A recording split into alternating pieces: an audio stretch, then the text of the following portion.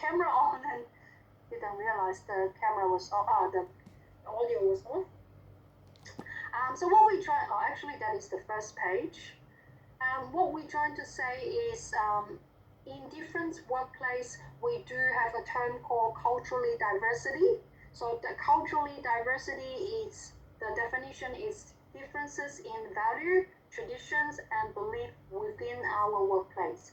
If in our workplace we do have people coming from different cultural background, for example, such as your manager, she is Aussie, and your care manager is from Asian, and we do have care staff, we have doctors, we have nurses, they are from other country, then we'll definitely say this is culturally diverse, right?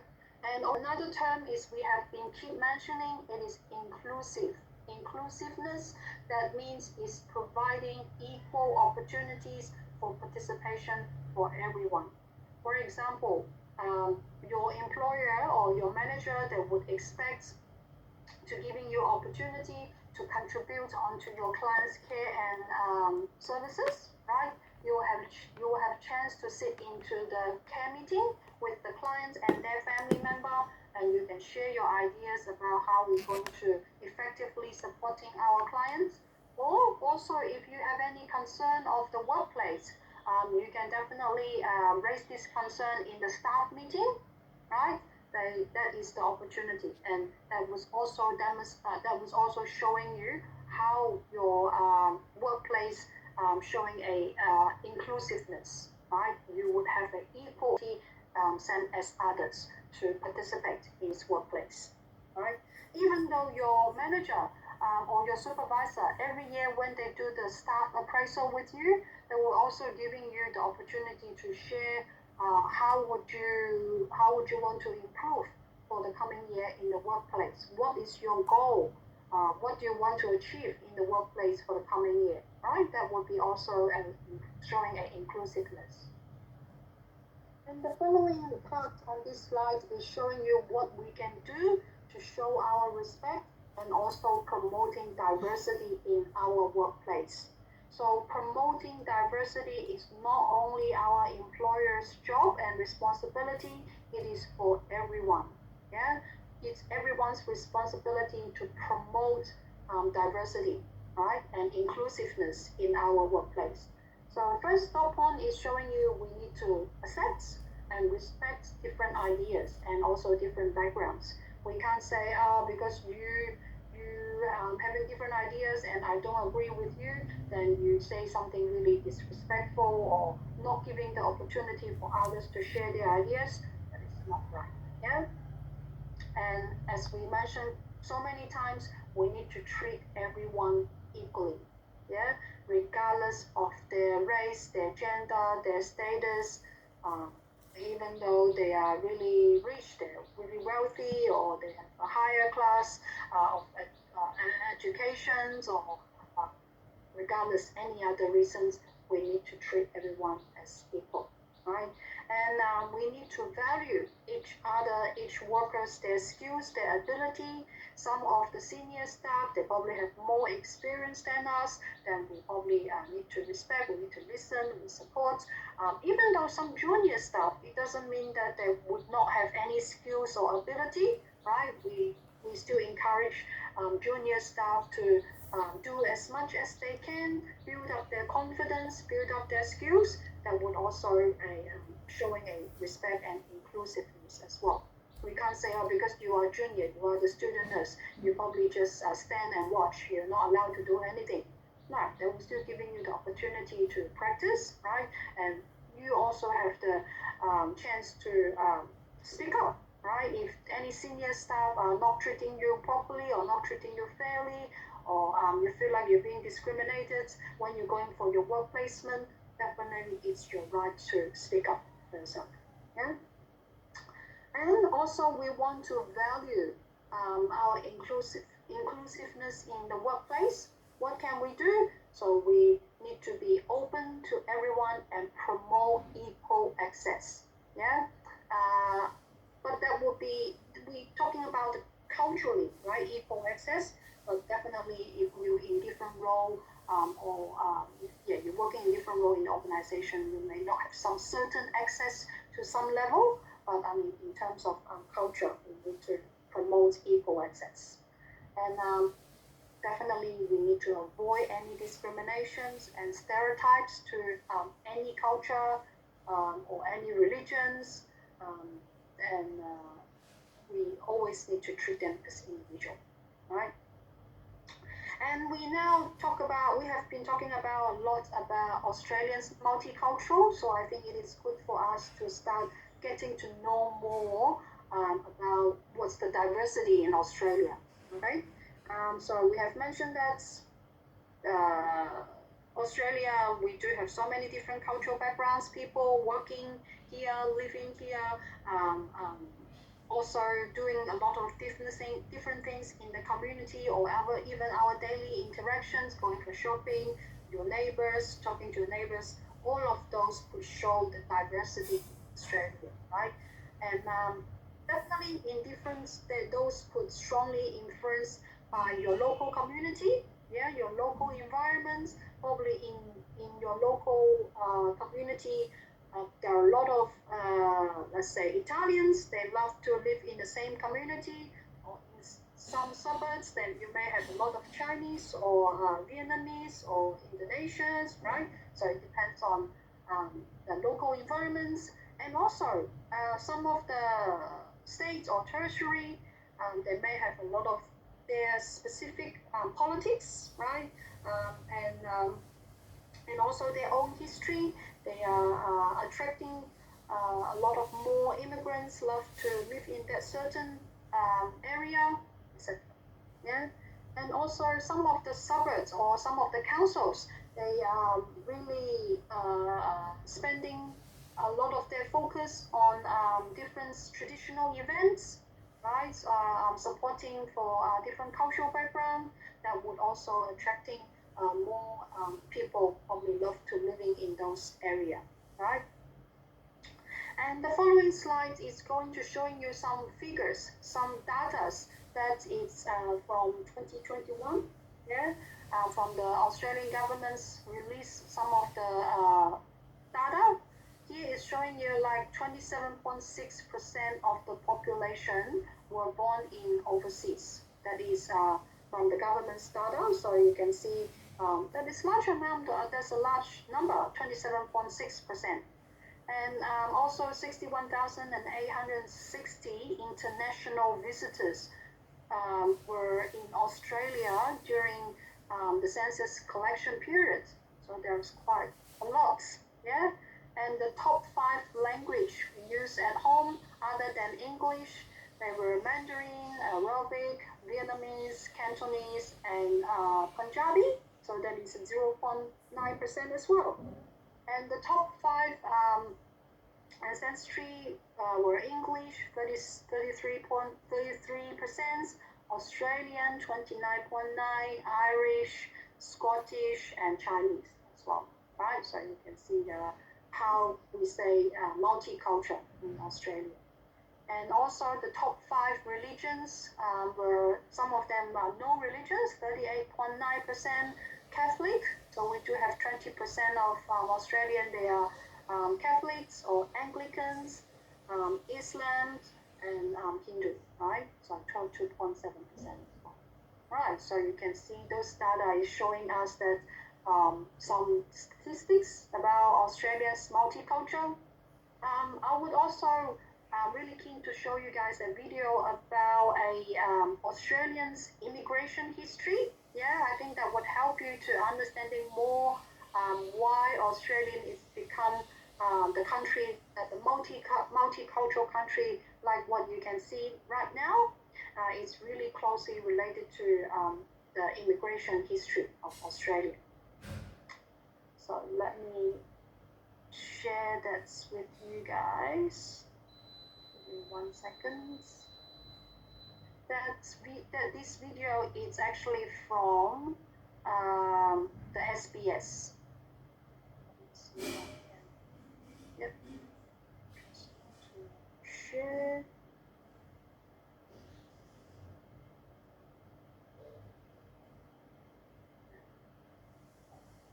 Are you able to see it now? Not yet. Not yet. Okay. Hopefully you can see front camera.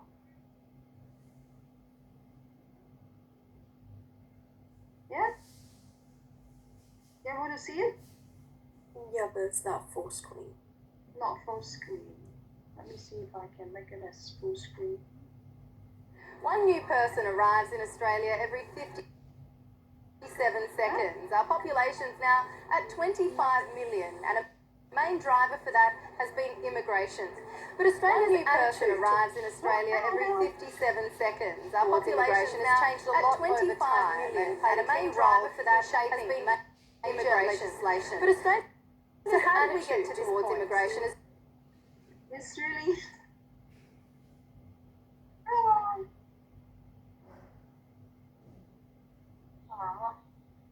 Okay, I don't know what happened. Let me see if I click that stream. No, I can't make it as full screen, unfortunately. I think you missed the button. You chose the one that minimized the screen. No, Not the full screen one. Oh, did I? Yeah. Let me open that link again.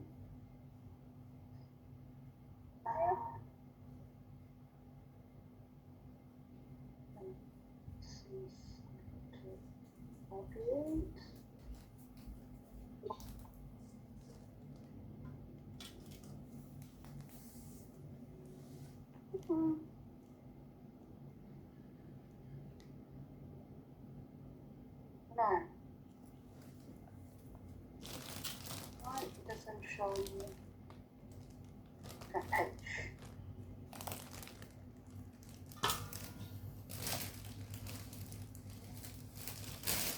I have difficulty to going back to that video. Sorry, give me 1 second. That should be the one.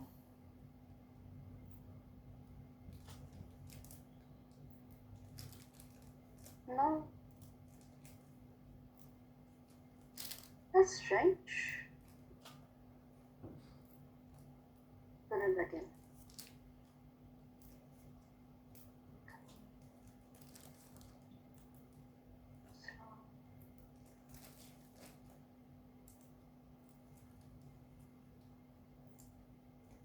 Click.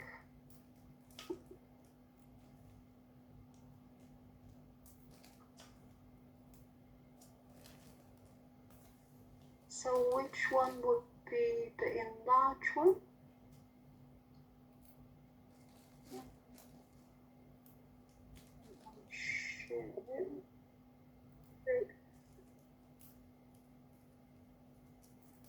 Try it.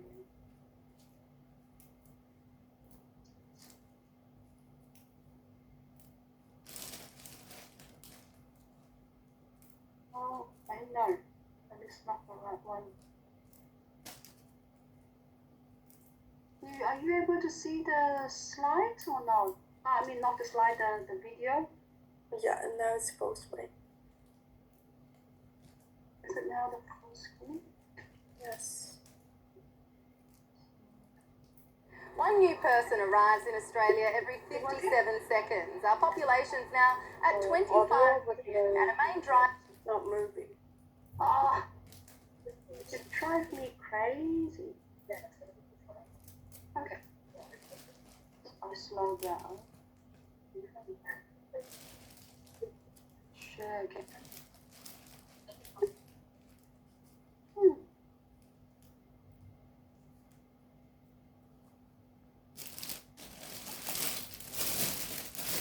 Hopefully this works this time. Working? Full screen? Yes. Yes? Okay. Alright. Driver for that has been immigration. One new person arrives in Australia every 57 seconds. Our population's now at 25 million, and a main driver for that has been immigration. But Australia's attitude towards immigration has changed a lot over time and played a key role in shaping major legislation. So how did we get to this point? Australia has a long, complex and fiercely debated history of migration. The Yolngu people of the Northern Territory say they traded with Indonesians well before British settlement. But it's widely accepted that the arrival of the first fleet marked the first large group of foreigners to come. The gold rush followed half a century later and brought tens of thousands of immigrants from China and Europe to Australia to find their fortune. But anger grew among white workers about the new competition. In 1855, the colony of Victoria passed Australia's first Immigration Act, the Act to regulate the residence of the Chinese population in Victoria. Soon after Australia's federation, a national law came into place called the Immigration Restriction Act.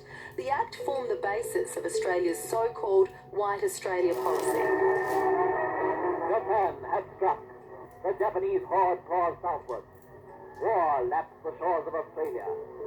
But during World War II, concerns were raised about Australia's ability to defend itself, prompting a major rethink of the politics of population and power. In 1945, Australia's first Department of Immigration was established with a new mantra: populate or perish. Without immigration, the future of the Australia we know will be both uneasy and brief. First came the £10 Poms. These were British citizens that were encouraged to migrate to Australia at the affordable cost of just £10 per adult. Other programs were aimed at bringing skilled workers to Australia to build infrastructure and boost manufacturing. Post-war immigration was then also opened up to refugees from Eastern Europe.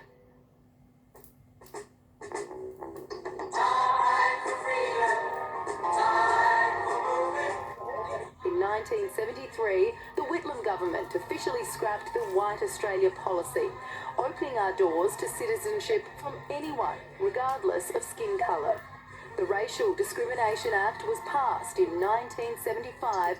That same year, Australians were faced with the end of another war, much closer to home. Thousands of Vietnamese refugees came to Australia in the years after the fall of Saigon. War was also raging in Lebanon, forcing around 30,000 people from their homes in the Middle East to Australia. By the 1980s, globalisation had taken off, so had migration. Over 50 years, Australia's population had doubled, and many people were from non-English speaking backgrounds, prompting the creation of a new public broadcaster to provide important information to new communities in language. But attitudes began to shift once more in the 1990s.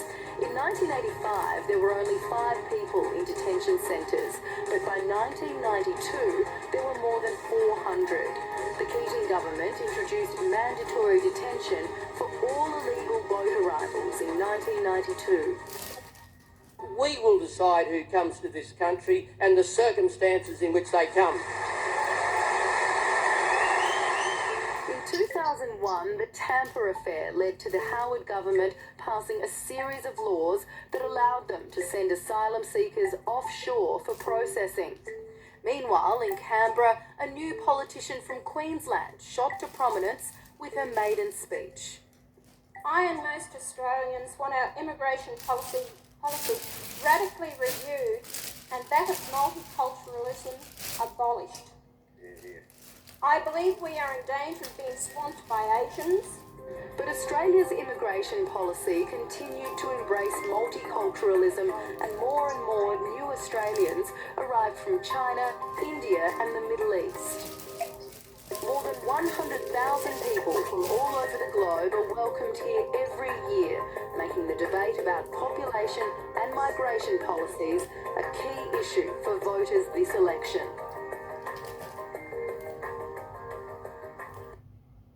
Okay, so this video is actually showing us what is the immigration history in Australia. So it's actually showing you that's right. let me bring the PowerPoint slide back. That is showing us from many years ago what was the policy. Like at that time, the governments would only getting the white people, right? Like they say, it's from Europeans and also from lateness. They will like start also having some restriction against for all of those for immigrations. So that would be why in Australia nowadays it's become the multicultural country. And let me go back to the PowerPoint slides. One.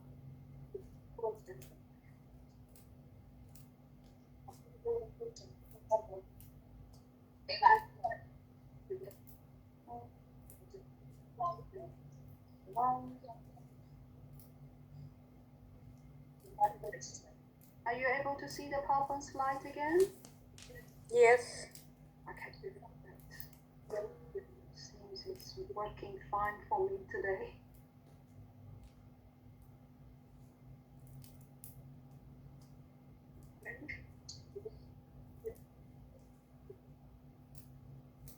Right, so after we knowing more about immigrations, probably we start getting to a little bit more about this country and the culture.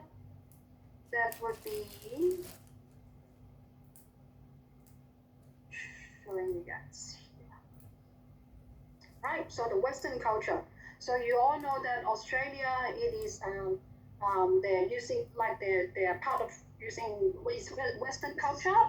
So that is a really broad term, as we say. Broad term refers to the culture patterning after or really direct inherited from European culture, right? And Australia is the largest Western in terms of culture, right? You know, it's how big Australia it is, right? And what would be the characteristics, as you know, about Australian culture? I would like to ask you guys first. What do you know about, when we talk about Australia, what is first thing coming up to your mind? Anyone? What's your Maybe individualistic, sorry? like individuals, Individual? being individualistic, like they like their personal space. It's Okay. unlike All right. Okay, that's good. Anything else when we talk about Australia that is first thing come up to your mind? I thought a lot of people were thinking kangaroos, koala, that is to representing Australia, right? Anything else you can think of when we're talking about Australia? they speak English. They speak English, yes. Good. Correct. Good. Anything else is really typical for Australia? Anything? Work-life balance. Work-life balance. Okay, great. Good. Amazing nature. Sorry? Amazing nature. Oh, amazing natures? Yeah, absolutely. Totally agree with you. Yeah? So let's we have a look the following parts. This video I think would show you some really fun facts about Australia. Let's see if that is also on your list. Oh, okay. Observability is about real world impact, where it counts. So we can innovate faster. Understand, decide, and get it right. Right here. Right here. Right here. Dynatrace. AI-powered observability, where it counts.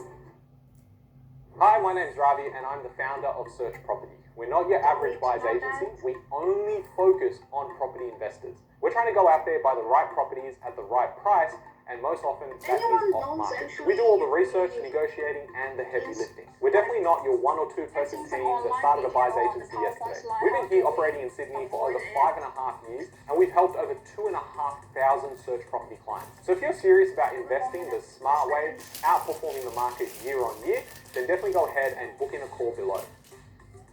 Okay.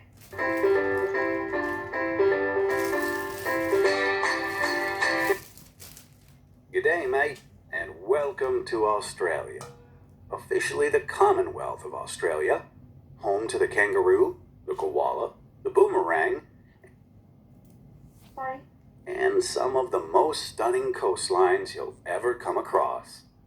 It's the largest country in Oceania and the sixth largest country in the world. Although it is the smallest continental landmass, it is in fact the world's largest island. Just to compare, the UK would fit into Australia approximately 32 times. The most surprising statistic, though, is Australia's population density, one of the lowest in the world. Only 26 million inhabit the country. That's around 3 people per square meter. Most of the inhabitants are concentrated in or around the coastal areas of all the main states and territories. Made up of 6 states: New South Wales, Victoria, Queensland, Western Australia, South Australia and Tasmania, and 2 territories, Northern Territory or NT, and Australian Capital Territory or ACT. Much of inland Australia is deserted. Though people mistakenly believe Sydney to be the capital, it is in fact Canberra, which is in southeastern Australia, in ACT. Australia is almost 4,000 kilometers from east to west, and 3,200 kilometers from north to south. A flight that would take approximately 4